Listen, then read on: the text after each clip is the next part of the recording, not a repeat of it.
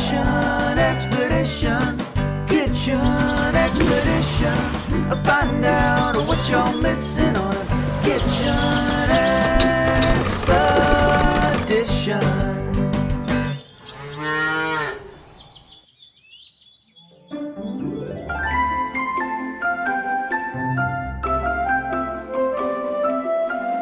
Today on Kitchen Expedition, we are in Harrah, Oklahoma at the Sunberry Orchard, and they have a lot of really neat stuff. Now what I have here is some cane from the blackberries, and we're going to see the old cane and we're going to see the new vines coming out for it. But in addition to that, sweet, juicy peaches right off of the tree, some apples that'll be ready in September, and then we have a white nectarine, and I mean a white one. I don't know if I've ever seen anything like that before. You guys ready? Yeah! All right, let's go. Come on, guys.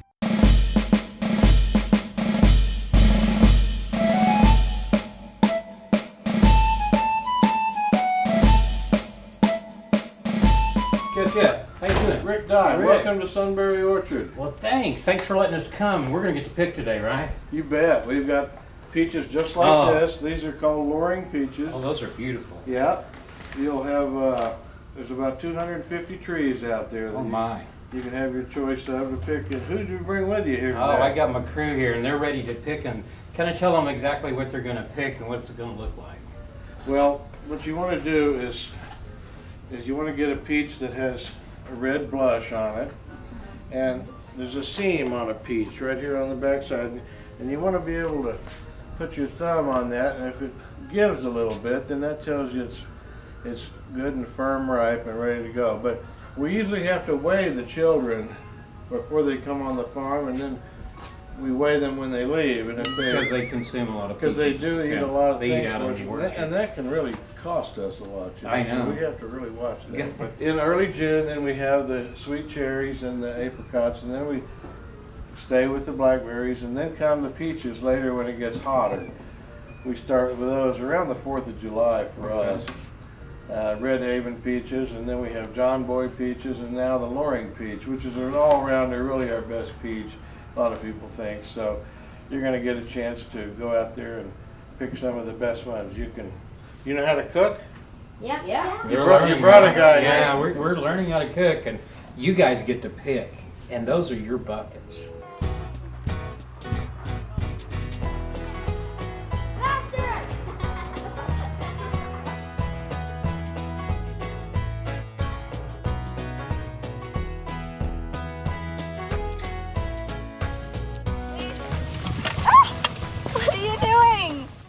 These are a subacid, that is, the acid content is lower in the flavor of these of this variety.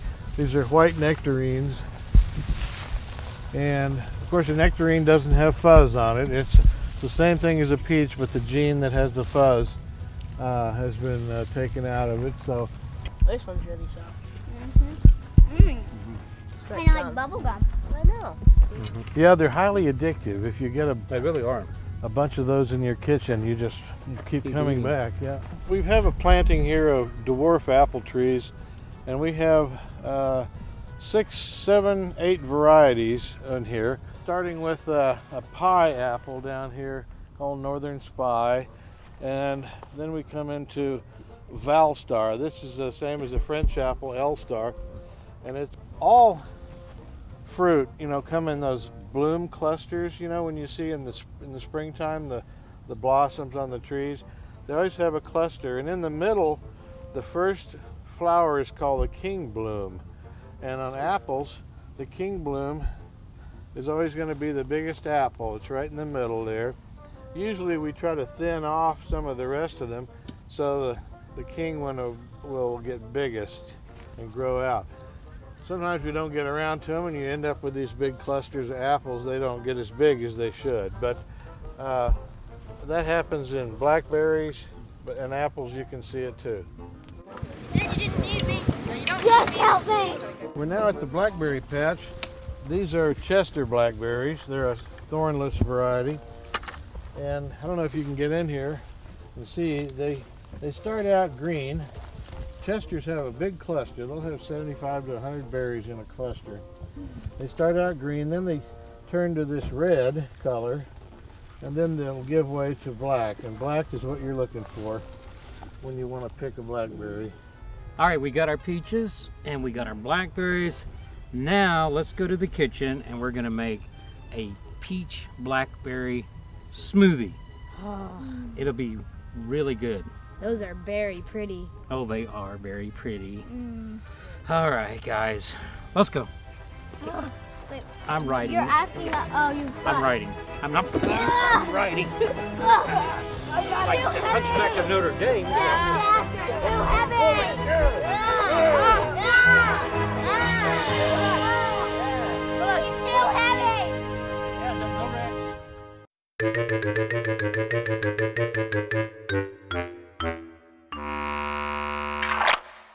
All right, we're at the tasting room at the Will Rogers Theater in Oklahoma City. This is a great place. What a neat place to get some snack action, right? Yeah. All right, we get home from school. What are we? Come on, tell me. Hungry. We're always hungry. Of course, I'm always hungry. And for fresh, nice, healthy snacks, I can't think of a better thing to make than a blackberry peach fruit smoothie. That's right. So good. And all of these are locally grown products that we have blackberries. We have a cup of blackberries. We have fresh peaches sliced. Of course, we're not going to use the pit. We're going to use Greek yogurt. And Greek yogurt is really good. It's thicker, kind of a combination between regular yogurt of a consistency and kind of has of a processed cheese or a cheese-like item. So it makes it a little bit thicker, and it has a lot more great antioxidants, those things that fight the infection in our body. So it's good for us. We have some raw sugar here. We're going to use a tablespoon of that and some ice to get it cold. So it's going to be some good stuff that you can do. Remember, always get permission to use the blender, but it's a great way to make a really healthy filling snack. Are you guys ready to make it? Yeah! All right, let's jump right into it. Now, we're just going to go ahead and put the blueberries in right now. And I washed my hands. They're clean. Sometimes my hands are the best utensils, and I've got about a cup in there. And then we have 2 of the peaches, just the average size peaches, not the big ones, just average size. I didn't peel them. I kind of like the texture of the outside of it. All right, and that's called the peel, the outside of it. We put the Greek yogurt in there. All right, and because I like a really thick one. Then we're going to do about a tablespoon of the regular raw sugar, a little bit of ice in there just to get it cold, and move it around. And then we have the 1% milk. We're going to just put just a tablespoon of milk in there. Not a whole lot of it, just a little bit, kind of make it a little thick. Now, put the lid on there. Here we go. This is amazingly easy.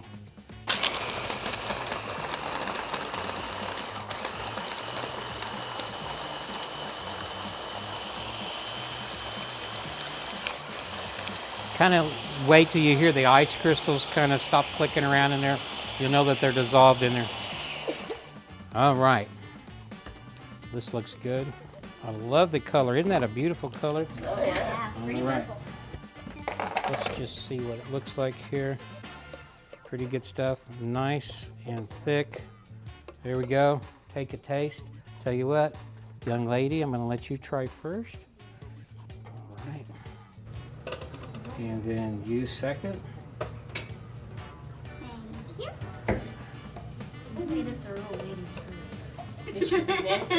Maybe a lady. Probably. Hopefully not.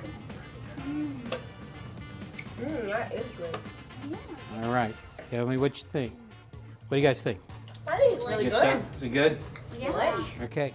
Could you tell I didn't peel the peach? Yeah. Okay. It's great stuff. Easy to do. You can do it at home. Just get your parents' permission. All right. Now I want some.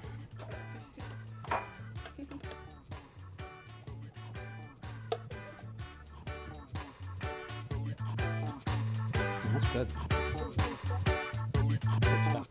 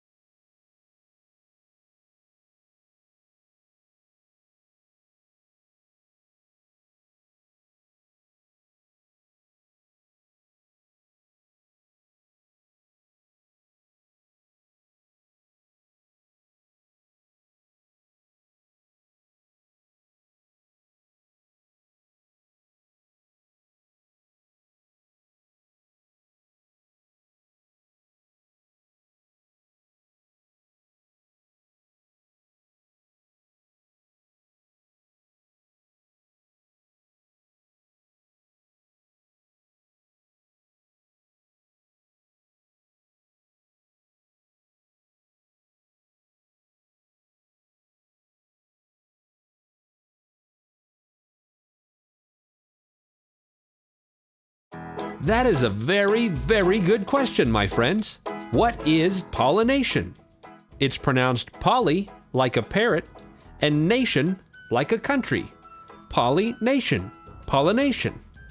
Plants produce pollen and must move the pollen from one plant to another in order to make seed for flowers. Sometimes the wind blows the pollen, and sometimes insects like bees carry pollen on their feet from one plant to another. Very complicated for my brain to understand, but very, very easy for nature. When you see a flower bloom on a fruit or vegetable, you know wind or bees have been very, very, very busy pollinating the plant. So it will produce a tasty fruit or vegetable for you to eat. So every time you eat a fruit or vegetable, you can thank bees or the wind for making it possible. This is Moo Cow Ninja. Blow, wind, blow.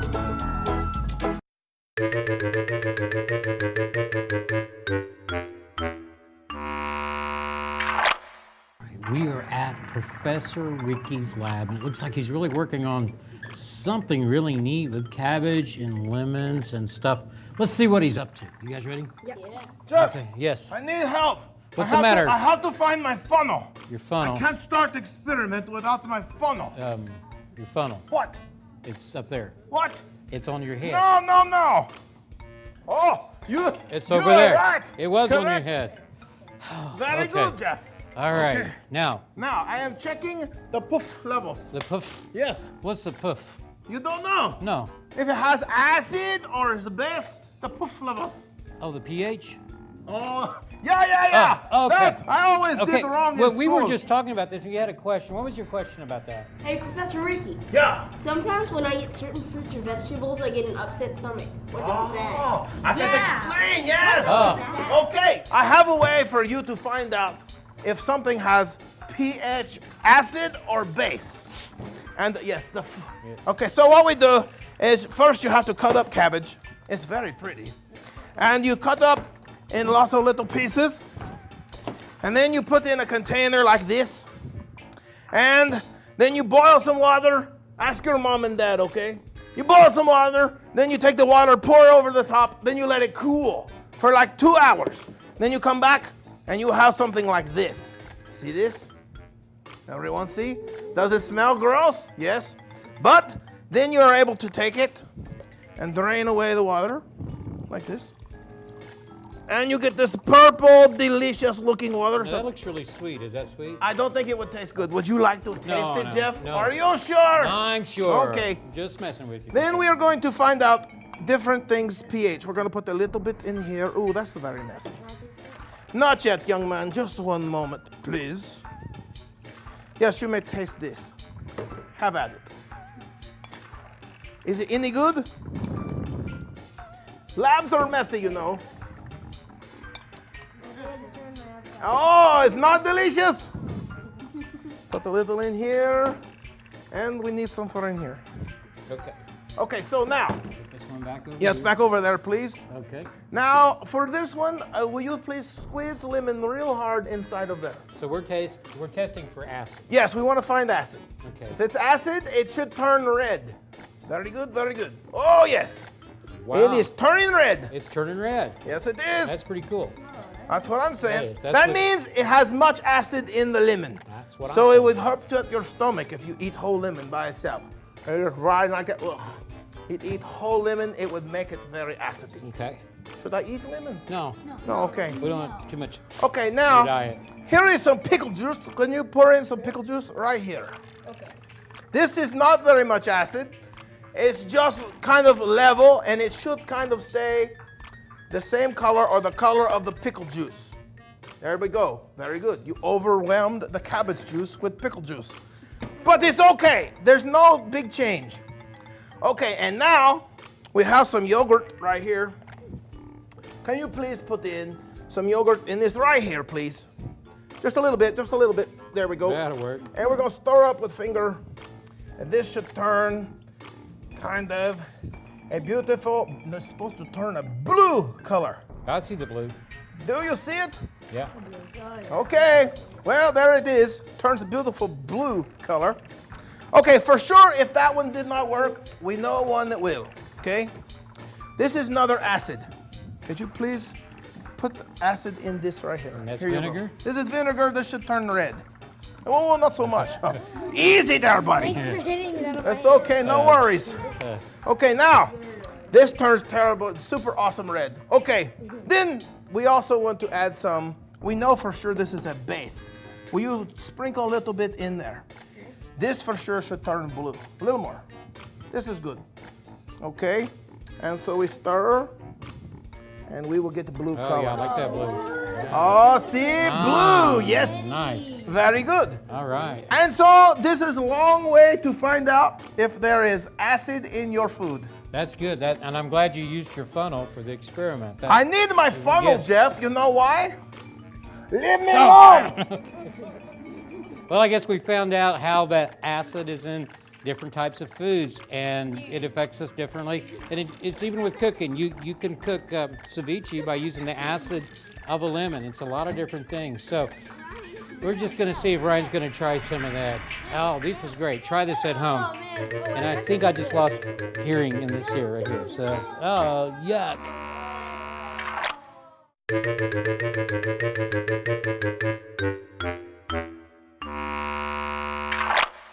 You guys ready for some snack action? Yes. All right. Now, again, we talked about when you get home from school, you want something to eat. You don't want to make a big salad, but you want something to dip the vegetables in. Now, we eat salads all the time, and I love to make my own salad dressing. In fact, at our house, you won't find any bottles of salad dressing in the refrigerator because we make them all ourselves. And it's really easy to do. I'm going to make 3 different kinds, show you how easy it is to do. Now, the first one is just a really basic one. I use a little bit of sour cream, not a lot, and then I mix in some picante sauce or some salsas. This salsa I made myself is fresh garden salsa, and then we kind of mix it in like this. And we're going to dip here in a minute. Just mix it in like that. Now, did that take long at all? No, you're going to like that. So I'm just going to set that aside. Our second dressing that we're going to make is my favorite dressing. This one I take vegetable oil. I like to use vegetable oil instead of olive oil just because I like the taste of it. And some ketchup. I'm not going to use all the ketchup in here. I'm just going to use part of the ketchup in here. Then I'm going to take a little bit of balsamic vinegar. I'm just going to do a capful. That's kind of how I measure out my vinegar. All right, a capful there. And then you can either use brown sugar or you can use just regular granulated sugar. The brown sugar has the molasses in it, and that's really what makes it good. A little bit of salt, a little bit of pepper, and we're almost there. Now I'm going to take that and mix it up really well. Here we go. Jeff, Yes, what is it? It doesn't have a name. this is called Grandma's dressing because my grandma used to make What it. was the first one called? Chef Jeff's dressing. All right. Now, actually, one of the things that I need to do on this is use this one. I like this little whisk here because it has the little balls on the bottom, and that way you can get it to the bottom and get that all mixed up. All right, so that's really easy to make. That looks like And you a bottle of fun. Yeah, it does. it does, it's a lot of fun. All right, that's our second one. Now, our third one, there's a type of dressing that I find in the restaurant business where people have to have it all the time. I'm not going to name it, but what I'm going to do is try to make it something very similar to that. So I'm just going to take a little bit of mayonnaise and the rest of our sour cream that we had earlier. I'm going to mix that together like that. I'm going to add a little bit of salt and pepper to it like that, and a little bit of that, and a little bit of dill weed. And we saw some dill out in the garden. I'm going to get just a little bit of dill weed in there because I think the dill weed is what really adds the flavor to it. Okay? And this is dill seed here. And then one of my favorite things to use is some celery salt. All right, now I'm going to take that and mix it together. Real easy. And remember, when you make a salad, you want your lettuce and all your vegetables to be the thing that you really enjoy tasting, not the salad dressing. So you just want it to be just part of it and accent that. Now, okay, see how quick I made 3 different dressings for you. That looked really good. All right, in a second, thank you very much. We're gonna try this. I'm gonna Get these all straight in here. And I'm gonna mix this up just a little bit more because it's getting a little wild there. Now, what I want you guys to do, I'm gonna step back and I want you to dip in, okay? Here we go. Grab some veggies, dip in there, and tell me what you think. Remember, no double dipping. You can try some lettuce. Is that good? Now try that one in the middle. Get you another one here. Try that one. Dip down deep in this one here. Go ahead and try that. Dip all the way down there. If you really want to get it shaken up. That's more of a oily one. That one's got, it's like, starts out kind of plain, but then it gets more taste. Yeah, because we need it stirred up just a little bit more here. I don't think it got to double dipping if you use the other side. You think so? I don't think it does. So you guys think you can do this? How simple is that? And this is wonderful on a salad to put on that salad. Try this Well, if one. you don't like that. Yeah, try that one again there on the top. We've got that all mixed up. Make sure you get that mixed in there. Well, it's a great way to make salads, a great way to snack using the fresh. Remember, it's the lettuce that you want to taste, the vegetables, not the salad dressing. It needs to accent that. You guys did a great job. Proud of you. Thank you. You think you could enjoy that? All right, good job. Thank you.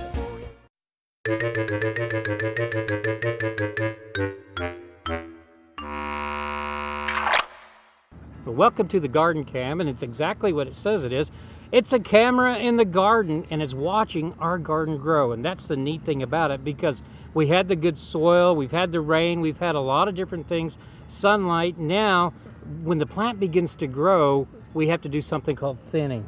Now, thinning's no fun because you take a good seed that you planted, and it germinates in the ground, and it pops up, and then in order for the plant to grow healthier, you've got to just cut it off. You got to pull that one out like this, and we just pull it out, and that makes room for the other plants to grow. And that's real important we do that, because you have just a certain amount of nutrients in the soil and a certain amount of space that the plants grow in, and so we have to go through and pick out every 2 or 3 plants, so we provide them with enough space so they can grow and make a big plant. It's not fun, but that's what we do, and then we get big plants like this one. It's pretty good stuff on the Garden Cam, where we can come in after we thin and watch the plants grow really big. Cool stuff, huh? Yeah. All right, let's go thin some beets. You guys ready to do that? Yep. All right, we're gonna thin some beets. My friends, we had an exciting time today. We picked blackberries and peaches and made delicious smoothies. From our Kid Cam on the street, we learned about pollination. Professor Ricky explained why some fruits and vegetables cause upset stomachs. Chef Jeff showed us how to make dips and dressing, and we learned about thinning, the removal of plants to make room for the growth of others. Wow, that was a lot of fun, and all on today's episode of Kidchen Expedition! I'm a tomato! Just a tomato! There are times when I don't know what I really am. Am I an F or am I a V? It's time to take a stand. I have seeds and a fleshy skin. The flavor is really grand. Doesn't matter if an F or a V, just throw me in the pan. F or a V, what will it be? F or a V, what will it be? I'm a tomato! Just a tomato! Sometimes I taste savory, sometimes I taste sweet. You can toss me in a salad or cook me with meat. I've been told that I am a V when I'm cooked to eat. They also say that I'm an F 'cause I have big seeds. F or a V, what will it be? F or a V, what will it be? It doesn't matter to me. Nope, not at all. Kitchen Expedition, Kitchen Expedition. Find out what you're missing on a Kitchen Expedition.